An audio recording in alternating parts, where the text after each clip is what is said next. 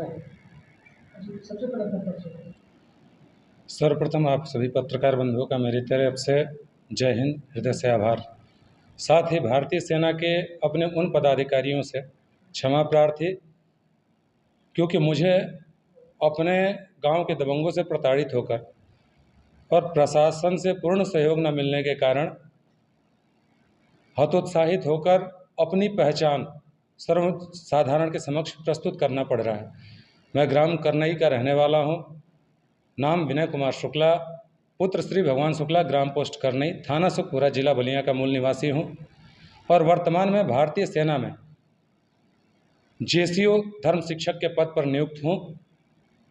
मेरी टीम, मेरी यूनिट लेह लद्दाख की तरफ प्रस्थान कर रही है, जिस कारण मेरे परिवार से संपर्क कट जाएगा 2-2.5 वर्षों के लिए।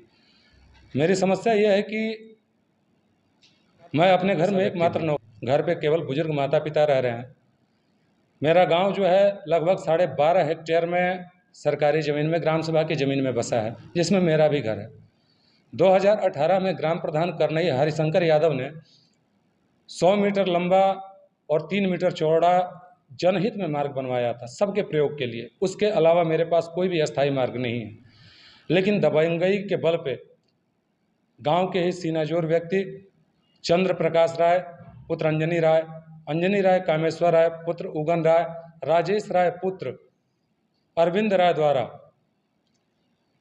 जबरदस्ती लाठी डंडे के बल पर उस मार्ग को उजाड़ दिया गया और ग्राम सभा की उस 9 हेक्टेयर में से लगभग 5 बीघे जमीन को हड़पने की नीयत से, रास्ते की भूमि को हड़पने की नीयत से और मेरे सहन की भूमि को हड़पने की नीयत से रातों रात उस मार्ग में से 60 मीटर मार्ग को गायब कर दिया गया और जाके सिविल न्यायालय में झूठा मुकदमा पंजीकृत कर दिया गया। जब मुझे इसकी जानकारी हुई तो मैंने सिविल न्यायालय में आवेदन किया, जिसकी अभी तक न्यायिक व्यवस्था के कारण कोई सुनवाई नहीं हो पाई है। मैं पार्टी नहीं बन पाया हूँ।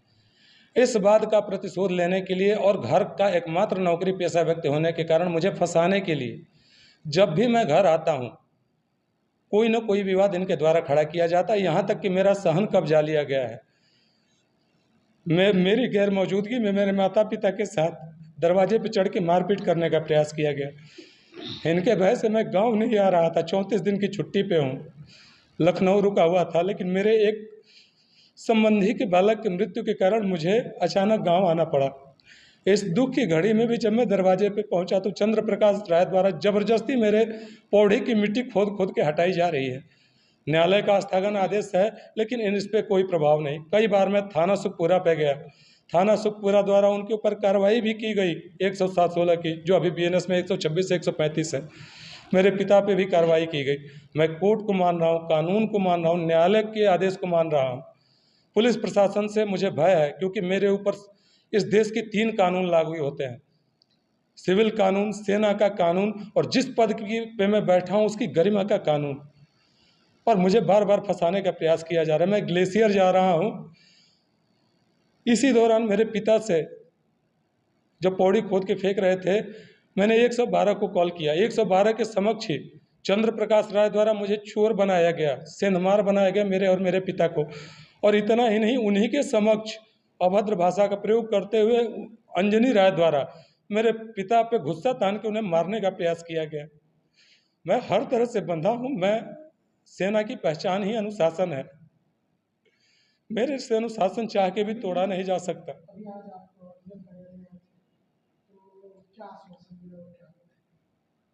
चूँकि मैं सियाचिन जा रहा हूँ, वहाँ से संपर्क होना परिवार से बहुत मुश्किल होता है।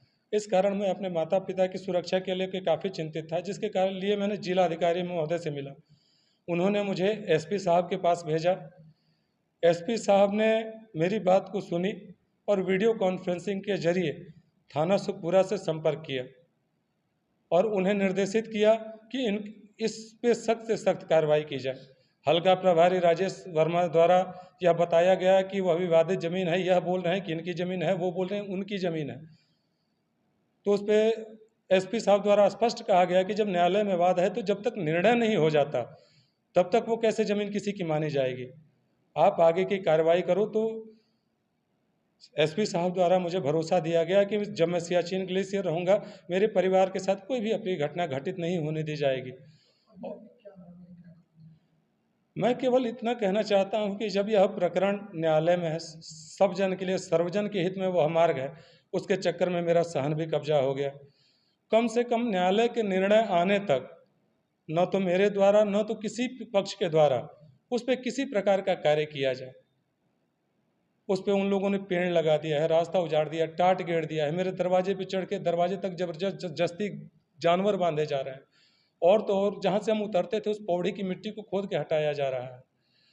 तो बस मैं शांति चाहता हूँ। मुझे न्याय पे भरोसा है, न्यायालय पे भरोसा है, प्रशासन पे भरोसा है, जनमानस पे भरोसा है। मैं चाहता हूँ कि जब तक न्यायालय का निर्णय न आए, मुझे शांतिपूर्वक उस गांव में जीने दिया जाए। और अगर ऐसा नहीं हो सकता तो मेरी ज़मीन उन्हीं को दे दी जाए, मेरा मकान उन्हीं को दे दिया जाए। मेरी जो लागत है वह मुझे दिलवा दी जाए, ताकि मैं गांव से पलायन करके कहीं और घर बना सकूं और अपने परिवार को लेकर गांव से दूर हो सकूं। बस मेरी इतनी ही ख्वाहिश है। आज मैं बिल्कुल अकेला हूं, उनके भय से मेरे साथ कोई खड़ा होने वाला नहीं है। वह काफ़ी दबंग किस्म के व्यक्ति हैं सर। मार्ग उजाड़ने के बाद एक झगड़ा किया गया उनके द्वारा, उसमें एक व्यक्ति को इतना पीटा गया कि वो अधमरा करके उसको छोड़ा गया, मरा जान के छोड़ा गया। उसमें उसी सुखपुरा थाने द्वारा उन पे, उनके परिवार के 10 लोगों पे लगभग 10-12 धाराएं लगाई गई हैं, जिसमें 307 और 308 जैसी संगीन धारा लगी है। थाना सुखपुरा द्वारा 351, 3 और 352 में चालान किया गया है। 100 उसमें भी इनका पे कोई असर नहीं है। ये मेरी गैर मौजूदगी में, पापा की गैर मौजूदगी में मेरी माँ का वीडियो दरवाजे पे काम करते हुए बना रहे हैं। जब वो मंदिर जा रही है तो उस पर व्यंग्यबाजी कर रहे हैं और उसे ब्लैकमेल कर रहे हैं सर। मेरी माँ 58 साल की हुई है और पिताजी 62 साल के हैं। पूरा समाज जानता है कि श्री भगवान शुक्ला किस प्रकृति के व्यक्ति हैं। आज मैं बिल्कुल असहाय हूँ सर, मुझे कभी भी फंसाया जा सकता है। मुझे तो इतना भय कि मैं छुट्टी आने से डर रहा हूँ घर पे।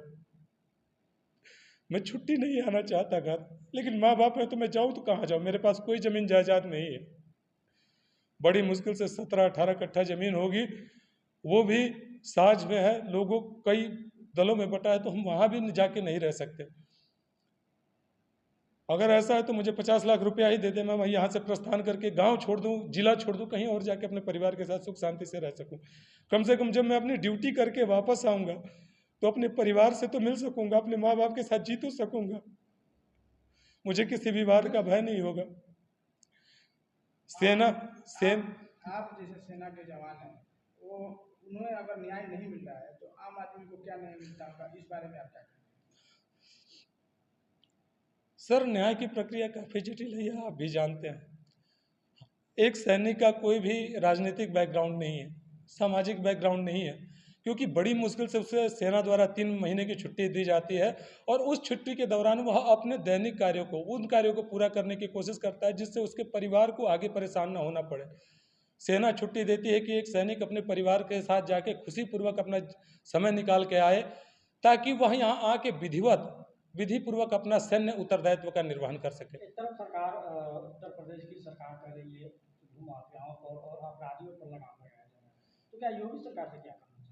श्रीमान जी, मैं योगी सरकार से यही कहना चाहूँगा, जन सुनवाई पोर्टल के थ्रू विभिन्न माध्यमों से मैंने कई बार प्रयास किया, यहाँ तक कि खड़ंजे की जानकारी मैंने राज्य सूचना आयुक्त से मांगी है। द्वितीय अपील वहाँ मेरी लंबित है लगभग 1 वर्ष से, अभी तक उस पर भी यहाँ के स्थानीय अधिकारियों द्वारा पूर्ण दस्तावेज उपलब्ध नहीं कराया जा रहा है।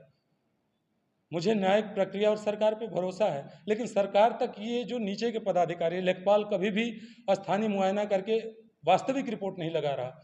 मैं चाहता हूँ कि उच्चाधिकारियों द्वारा इस विषय की जांच की जाए और चाहे जो भी दोषी हो उसके ऊपर सख्त कार्रवाई की जाए, चाहे जो भी हो, चाहे मैं ही क्यों ना हूँ, सख्त कार्रवाई की जाए।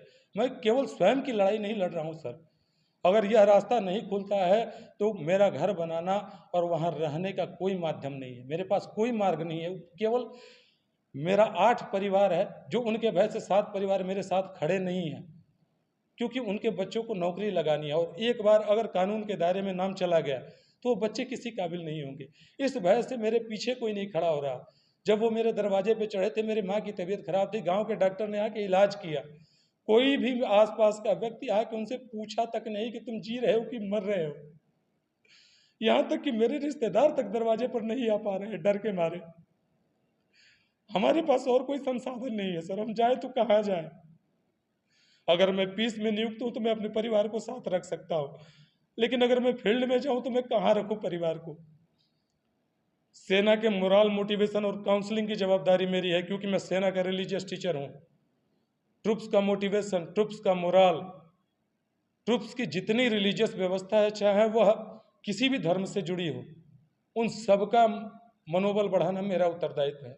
लेकिन मैं अपने मनोबल के लिए किसके पास जाऊं? अंतिम सवाल, आज तो आप इसके हिसाब से मिले हैं, सुरक्षा को देखते हुए क्या करना चाहिए?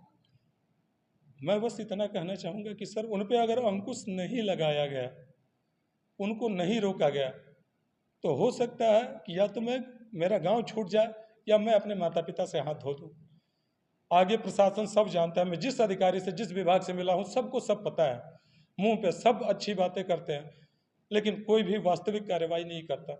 स्थानीय स्तर पे कार्रवाई, जगह पे कार्रवाई नहीं करता। Thank you sir. जय